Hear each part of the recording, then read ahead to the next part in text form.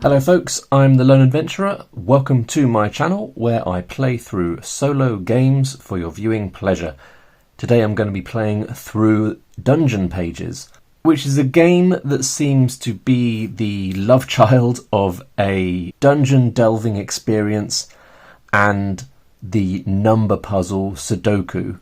If you enjoy this video, do consider subscribing to my channel, maybe checking back over my previous videos. I've done playthroughs of lots and lots of solo games at this point, and there's probably something in there for everybody. Now, Dungeon Pages, I believe, is a game that kickstarted last year or earlier this year, and if you enjoy dungeon delving games that are more on the sort of puzzly end of the spectrum, this is something you should definitely consider checking out. In no small part because of the sheer volume of material that is available for this game now.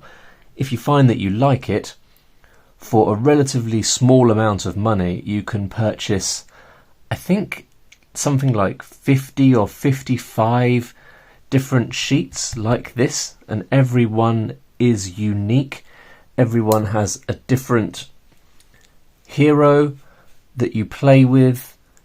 They all have a different ability, different relics, I think, that give them additional abilities, and differently designed dungeons that you are working your way through, and monsters with different abilities. So for the sheer wealth of variety and creativity that has gone into creating this game, I think it is worth checking out.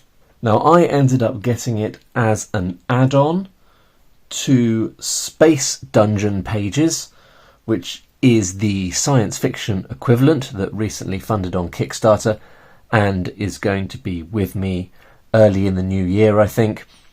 So I'll definitely be featuring that on the channel as well, so consider hitting the bell notification icon if you're curious to see when my video for that game comes up. But obviously today we're going to be playing Dungeon Pages. Now, I'm not going to give you much in the way of an overview. I'm going to just play it and you'll see how that goes, and we'll pick up the rules and discuss the rules as we are going. The game is, I would say, of a medium complexity, certainly in terms of learning the rules. We've got six pages of quite dense rules here that you have to absorb before you start, but the actual gameplay mechanics and the loop of the game is nice and simple and shouldn't take that long to wrap your head around. Essentially, you have a hero, they have some health, they have an ability, you can acquire XP, you can pick up a few bonuses as you are going, as you improve your character. And the character is with you just for the adventures that you play on this particular sheet. So I would say you're looking at 30 or 45 minutes worth of game if you're not waffling on like I am. And each game session with your hero is spent playing through 4 small dungeons. And once you have completed those, you are able to go into the boss dungeon and face the final boss. If you defeat the boss and get out of the dungeon, then you win the game. And that's the end of the game. Now, I have played a couple of times and I haven't yet won the game. And I think that's partly because I'm not that good at playing games a lot of the time. Strategically, I don't make the most sensible decisions. But also, I think this game is moderately challenging. Looking at the stats that people are quoting online, it seems to me that most people lose more often than they win. And I don't mind that. I don't mind being pummeled by a game. I would rather lose than win, if I'm honest. I would rather a game presents a challenge, and then when you win at that game, you feel a real sense of victory. Or at least I do, because I don't win at many games. So these are the characters, the base characters from the base game, which you can purchase for quite a small amount of money, and probably even just with these characters you've got a sufficient amount to keep you quiet for quite some time. And then you can purchase the year-long pass, I think it's called, which is a pack of additional sheets that were released over the course of a year, week by week. And like I said, that's got a sheet for every week of the year, so 50 plus game sheets in it. So I have played this set of dungeons with Zafin a couple of times. Did okay, got all the way through the smaller dungeons, got into the large dungeon. I think the first time I played I didn't get even into the boss dungeon. Second time I played I got in but didn't get very far through it. And then I thought I'd try someone else, and I tried this adventure with Gloria. Now, it should be noted that we've got a little cut sign along here, because you can take any adventurer into any set of dungeons. You don't have to use the character that is on that dungeon sheet. They can be mixed and matched. I've just always used so far the characters on the dungeon sheet just because I couldn't be bothered to think about it, I guess. But I did quite like Gloria. I liked her ability. I mean, maybe I will use Gloria today. Maybe that would make sense. I'll decide that in a minute. But yeah, I played this set of dungeons with Gloria a couple of times. Both times I got into the boss dungeon, and I actually got really close to, I thought anyway, well, quite close to defeating the boss. I just got myself to the point where I couldn't do it because there was something I hadn't considered. So I didn't die, I just got myself to the point where I couldn't complete it, and I didn't want to backtrack, so I thought I'll call it a day there. But I came close, I definitely came close that time.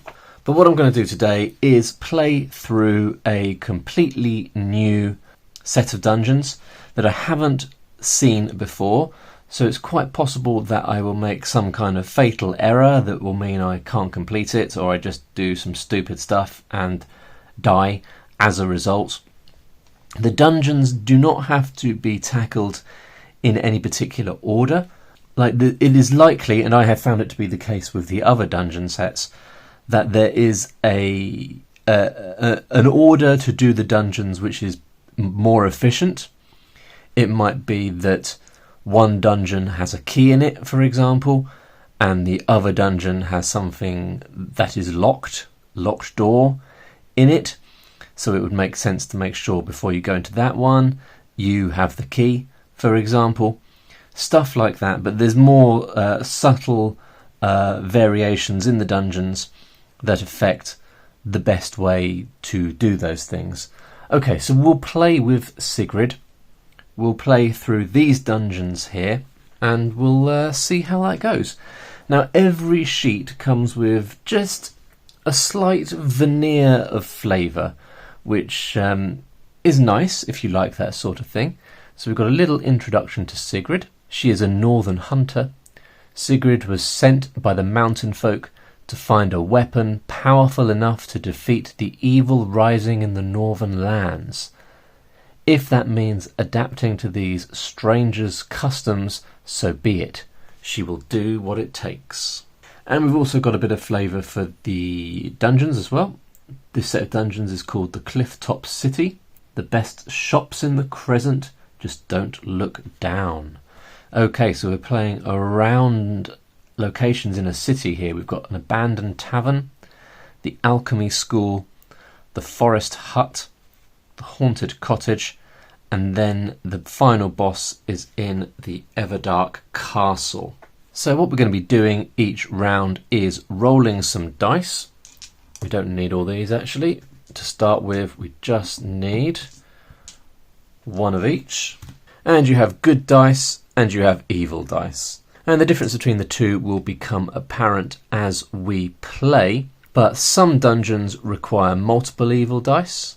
If you roll doubles on your evil dice, you encounter a wandering monster that gives you a bit of a smack. But really what we need to do now is decide which of these dungeons we're going to start with. Now I can see we've got a trap type that I haven't encountered before, and that is a spike pit.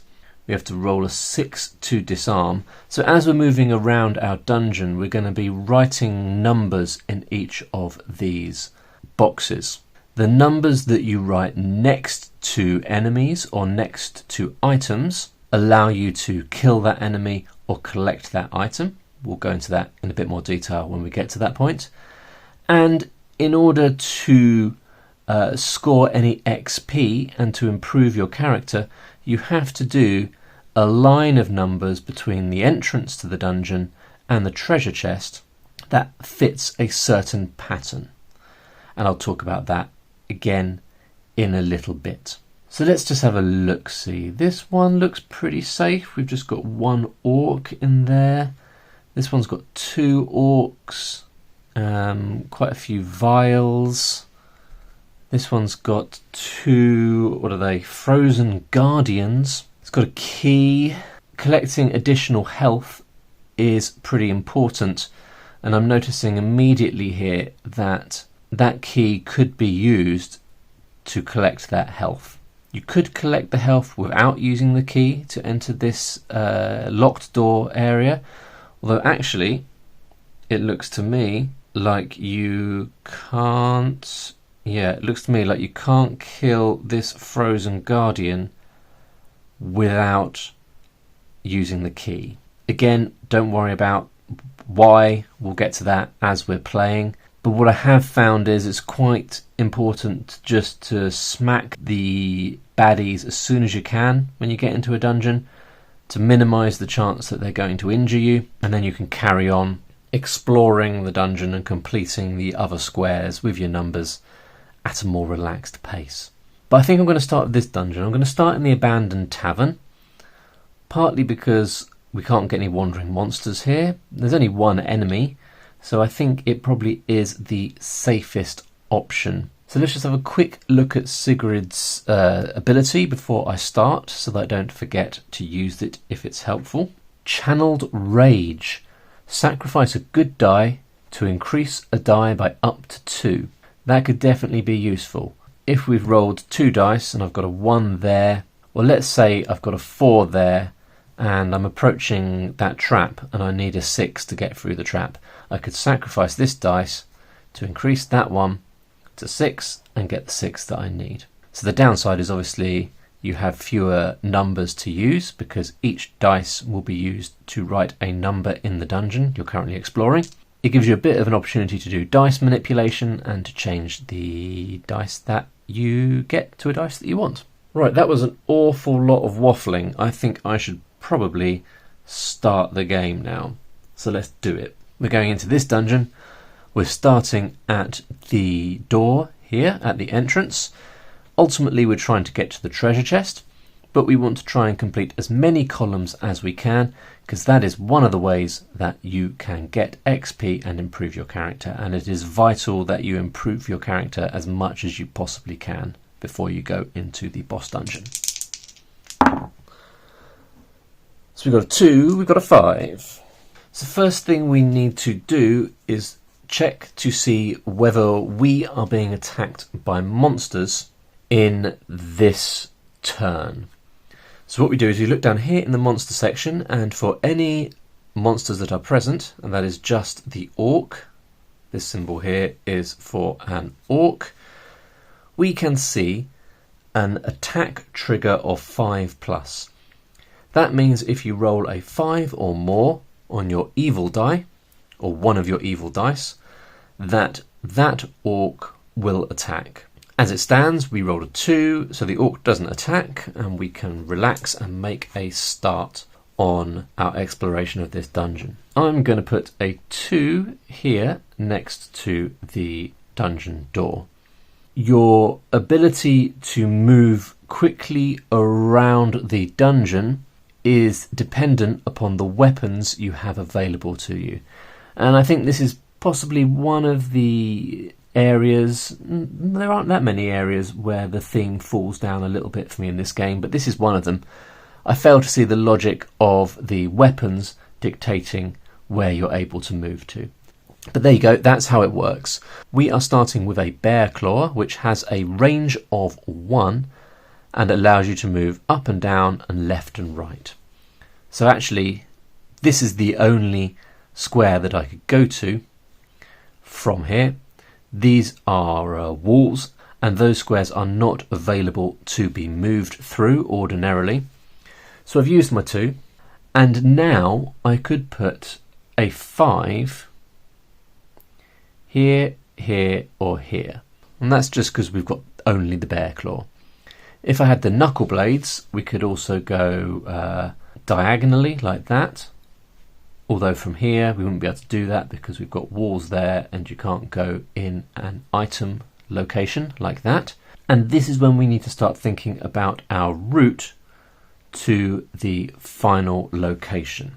The route that you make needs to be comprised of numbers that are the same as the current number, or one greater or one less. So for example, here when I was playing with Gloria through the Undergrave, I started at 5. I was then able to go down to 4, down to 3, down to 3. So still we're only going incrementing or decreasing, decrementing, is that word? Down by 1 each time. Then we've gone down to 2, then we've gone up to 3, up to 4, stayed on 4, and then down to 3. And because I have achieved that all the way to next to the treasure, from all the way next to the door where we started, that is a legitimate route that will allow you to gain experience at the completion of this dungeon. If you don't do that, if I'd done 5 there, 4, 3, 3, 2, 3, and then at this point I'd been forced to put a 6 here, it would have broken that chain and meant that I would have failed to get to the end. And like I said, leveling up, doing this successfully is essentially vital. Like if you don't do this, you might as well start again a lot of the time. So if I put my 5 here, I would be saying that I'm never going to complete the route that way. If I put my 5 here, a jump from a 2 to a 5 does not allow you to do a successful route. You could go from a 2 to a 2, a 2 to a 1 going 1 down, or a 2 to a 3 going 1 up. And only then would I be able to continue that route that way. And I don't really want to cut off either of these routes at this stage. Although now I'm looking at it, I'm thinking this route down here is doomed anyway if I want to kill that enemy. I won't explain why quite yet, but I think I probably could put a 5 there if I wanted to and just fail that way. And actually, if I put it up here, again, you're going to have to take my word for it until we get a bit further in. And that's going to be a bit bad because it's going to prevent me from collecting this coin without locking off this route. I've put the 5 here in this spot because I think this route here is going to be the best route to take us to the treasure, and for a couple of other reasons that I don't really want to get into, that's what I'm going to do. So that's our first round done. Let's roll and do another round. Okay, we've got a 1, we've got a 6. So the 1 again is lower than the attack trigger value of the orc, so the orc is not attacking. So we could put a 1 here. That's definitely an option. We're definitely going to put a 6 down here. So we'll use the 6 first to go there. Now that 6 is in a space that can potentially count towards a monster being defeated. And once you defeat a monster, it's no longer able to attack you, and you don't have to really consider it anymore in the game. Now the way it works is a monster has a defense value, and that is the number that you need to score at or higher than in order to defeat that monster. So I've placed a 6 next to the monster, which is a 4 or greater, so that is doing damage to the monster. This monster has 2 HP, which means we have to successfully attack it 2 times in order to defeat it. So that's 1 successful attack, and if I am able to put a 4 or greater in this square over here, we will have defeated it. So that's great. And I think I'm going to actually put the 1 over there. The reason why I hesitate slightly is because if you put a 1 or a 6, you have fewer options for the next location. Because here, now, I can put a 2 or I can put a 1. If I put a 2 there, then this location could have been a 1, 2 or 3. So it's a bit risky going down to 1, but I think it'll be okay. I just need a 1 or a 2 to place here in order to successfully carry on. So we've got a 1, we've got a 6. Now I could put the 1 there and carry on. In fact, I probably will. Let's do that. I'm going to put the 1 there. And that gives me a bit more room to move out into this dungeon, and I'm not locked in and risking breaking my route to the final location.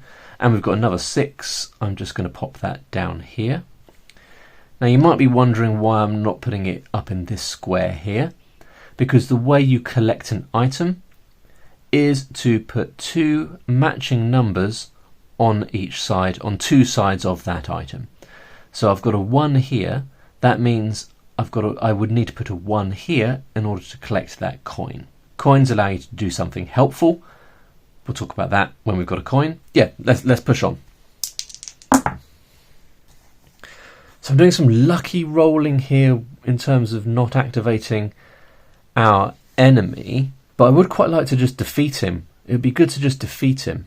But I don't think I can at the moment. I need a 4 or more to go there, so I can't. But I have got a 1. That's good news. That means I can put a 1 there, which means we've got our coin. So I'm going to circle that coin to show that we've got it. You get to use the coin once. When you use the coin, you cross it off and you don't have that coin anymore. A coin allows you to increase or decrease a single dice by 1. That can, believe me, be very, very handy. Rolling quite low here, but that's not necessarily the end of the world. I might just push on with my route to the end a little bit. So far my route to the treasure from the door is 2, 1, 1, 1, 2. Okay, so we've got a 6 there on our evil dice. The activation target for the orc is 5. Because we've rolled a 5 or more, that means we are taking damage from the orc. That's marked off here. So you can see we have started with 1, 2, 3, 4, 5, 6, 7, 8, 9, 10 health. We've now lost 1 health. That'll never come back. But as we collect health potions, we can increase our health by unlocking these additional chunks of health in this area. So we've got a 6 and a 1 to use. Obviously I'm going to use the 6 there. And now, thanks to having 2 numbers that are 5 or greater next to this orc, it means the orc is defeated.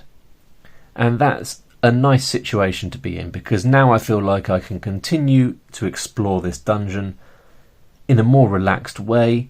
There's no risk of taking any damage, unless I take damage from the spike pit. And so long as I finish this route here, this is going to be a successful dungeon. But we've still got a couple of coins that we want to collect. We've got a key. I think it would be beneficial to get the key in our pocket so that we can use it if we want to.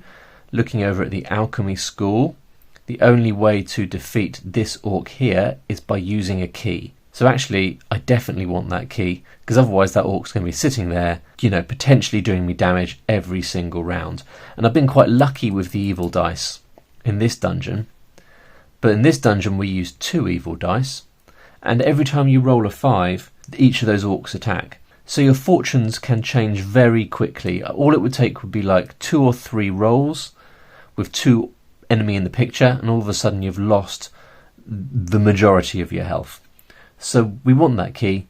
We want this health over here as well. So we're going to crack on. Did I use both those numbers? I didn't, did I? I was waffling.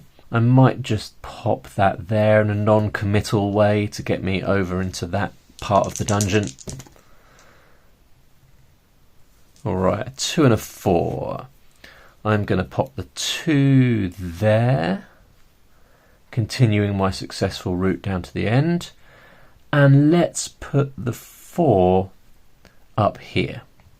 So that means, again like that coin, to get this key we need to have identical numbers on 2 sides. So we're going to be hoping for another 4 there. And remember, all this while I can only go one up, down, left or right from a number, a location that's already been unlocked by me moving through it, essentially. And that's because I only have that basic weapon at the moment. Right, let's keep going. A 6 and a 1. I seem to be rolling a lot of 1s. So I think I'll put that there, and then we'll be hoping for a 1 over here to get that health potion. And we'll just pop this 6. Where should we pop this 6? Let's just put it there. Doesn't really matter. We're just trying to fill in as many spaces as we can, because that will help us gain more XP. We'll talk about that more at the end of this dungeon. 4 and a 3. Those are good numbers if you ask me. I'm going to go up to a 3 here on our route. So we're now 2, 1, 1, 1, 2, 2, 3. Which means the final number can be a 2, a 3 or a 4, and we will have successfully completed our route. The second you complete your route, you're finished in the dungeon. So I want to leave that until as near the end as possible, but obviously you don't want to risk not completing it because you're doing other stuff. Now we've used the 3, we've got the 4 left, we can put the 4 there, which gains us that key. So that key is ready for us to use in the next dungeon. 4 and a 1. Oh, look. I can put the 1 there. That gets us that health. We immediately use the health to open the next chunk of health. And I'm tempted to use my 1 coin to decrease this by 1 down to 3, put the 3 there and get 2 coins. So I've doubled the amount of coins that I have. And I think that's probably worth it, because with the map this close to being completed, there's a real risk that we wouldn't get those coins, and that would suck. 1 and a 2. So what I'm going to do is put the 1 there and the 2 over here, which completes the route. So let me just highlight that route. There we go. Right, so the first dungeon is completed. All we need to do now is check each of the columns to see if all of the column was filled in, because only then do you get XP for that particular aspect of the dungeon. So this column is all completed. That was filled in, that was filled in, and the other 4 are areas that don't count towards this. It's only areas that you can technically write a number in that you're looking at. So that column's completed. This column's completed. This column unfortunately was not completed because we didn't go in this trap space. I just didn't think it was worth the risk. I wanted to make sure I was going to complete the dungeon. This column was completed. This column was completed, and this column was completed. So for each completed column we get 1 XP, so that's 5 XP, plus the orc that we defeated also gives us 1 XP. So that's 6 in total. So up here in our XP section we're going to fill in 6 of these pips. Unfortunately, I mean this really is unfortunate, the cheapest upgrade is 7 XP, and these bonuses here which you can potentially get as you increase, the lowest one there is 8 XP. So I would have had to have completed that column. So maybe I should have been bold and had a go at completing that spot. Maybe, maybe not, who knows. So that's dungeon number 1 completed. And now I need to decide whether I'm going to go to the alchemy school, the forest hut, or the haunted cottage next. And I think I'm tempted to say the alchemy school, because the orcs are very close to the entrance, which means they can be dealt with quite quickly. Looking at this one here, it's going to take me more time to get over to the enemy from the entrance. Just looking at Sigurd's weapons here, it feels like they're not quite as good. I'm not sure what these additional symbols here mean, and we're quite a long way off from getting those weapons, so I don't really need to look at them yet. Looking at Zafin's weapons, for example, once you get the second weapon, which only takes 6 XP, so we'd have this at this point, you can start moving up to 2 spaces in a single direction, which is handy. And then the Elder Fire, which I also got during this playthrough, allows you to move up to 3. So that means you can more easily jump quickly around a map if you want to get to an enemy or if you want to get to something handy. But hey ho, what are we doing? We're going to have a go at the alchemy school.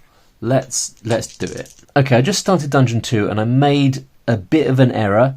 I only got a little way in, so I've decided to erase what I did and to start that bit again, just because it would be a shame to completely ruin the game because I was being a bit dopey. So we're going to start it again. Here we go. Ooh, well that will teach me, won't it? Okay, so the good news is... Well, no, the bad news is I've rolled a 5 there, which means both our orcs are going to activate and attack. They both do me 1 point of damage. So that is somewhat unfortunate.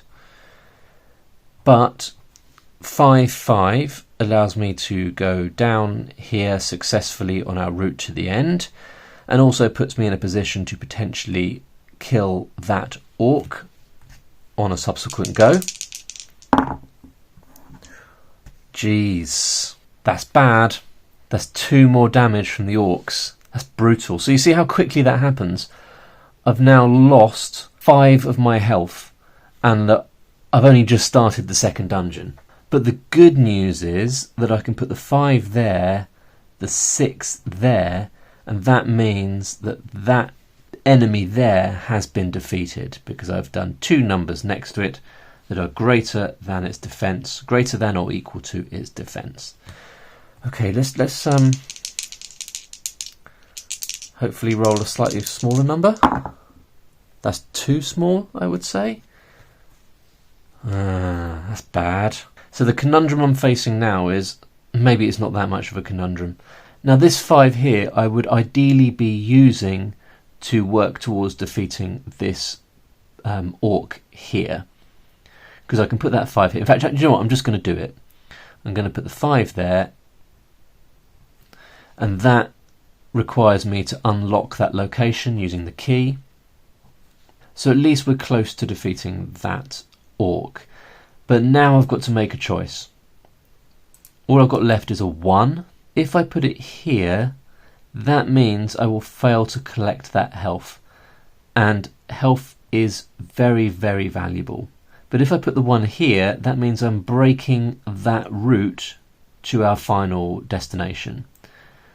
And that's the easiest way to do it, because if I go this way, I'm going to have to deal with that spike pit.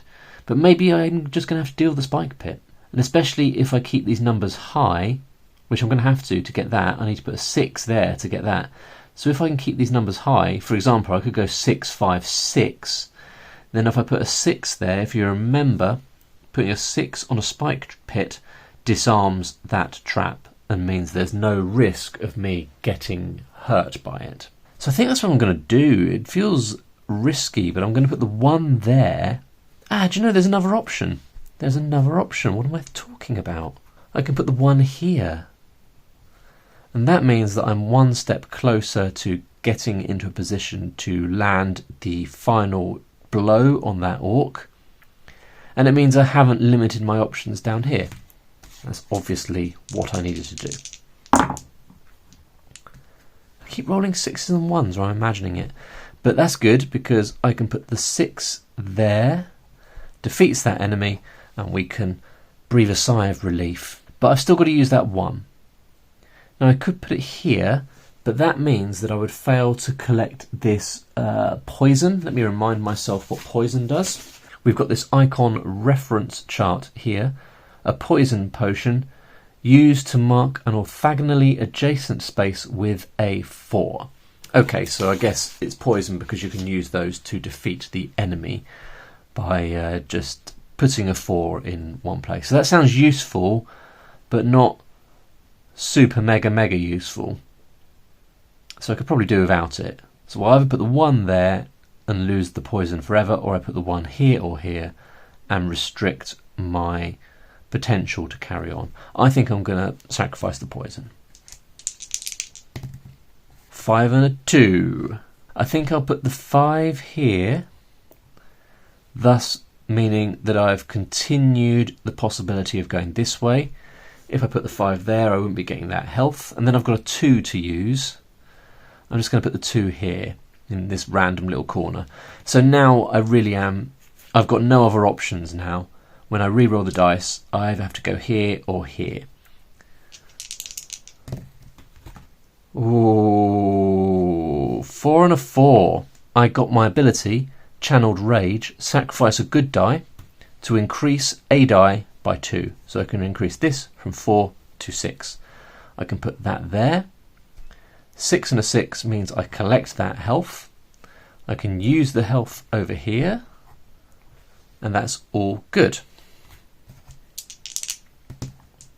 5 and a 5. That is very good news. I'm going to keep hedging my bets and put a 5 there and a 5 there. That does mean I can't get these coins if I go this way, because to get those coins I'd have to put a 1 there, which would break this route and means I would be dependent upon this route. 4 and a 2. That's good.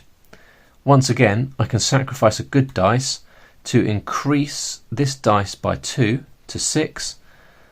Oh, but that would complete the dungeon, wouldn't it? Hang on, let me think.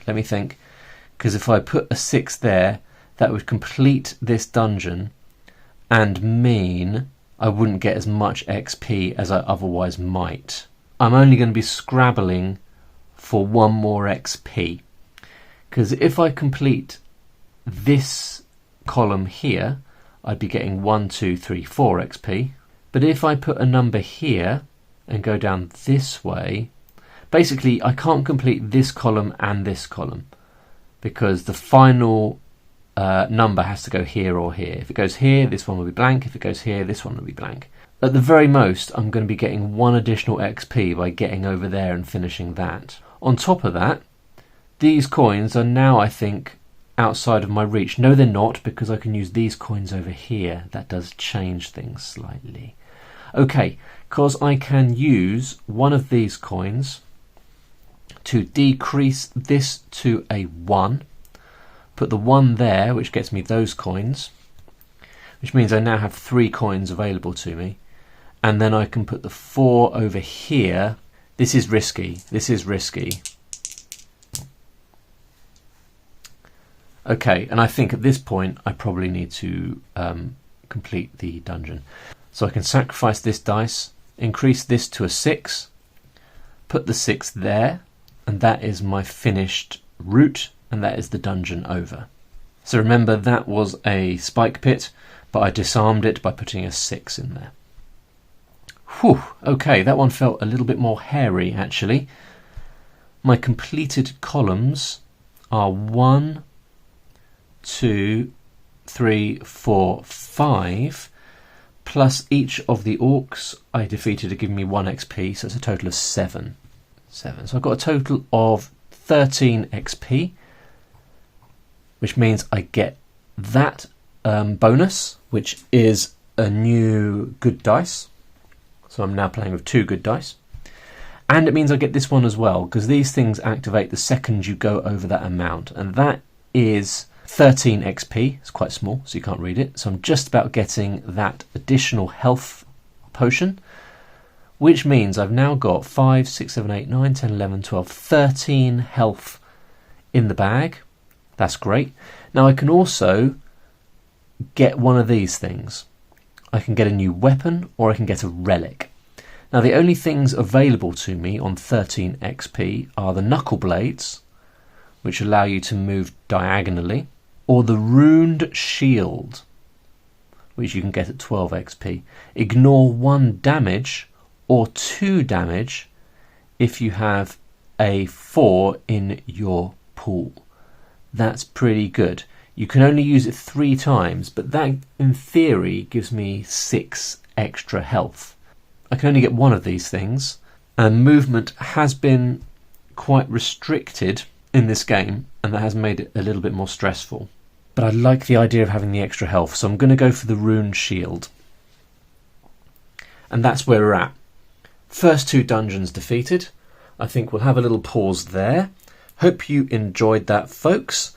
I will release part 2 of this playthrough, in which I go through the other dungeons on this sheet, and who knows, I might even win this game of Dungeon Pages. But there we go, that was your first taste of Dungeon Pages. Hope you enjoyed that, folks. Let me know in the comments below if you've played this one. It has been around for a while. Does this sort of game appeal to you? It's a little bit more puzzly, a little bit less narrative driven, but still my kind of game, I think. Catch you in the next one. Bye for now.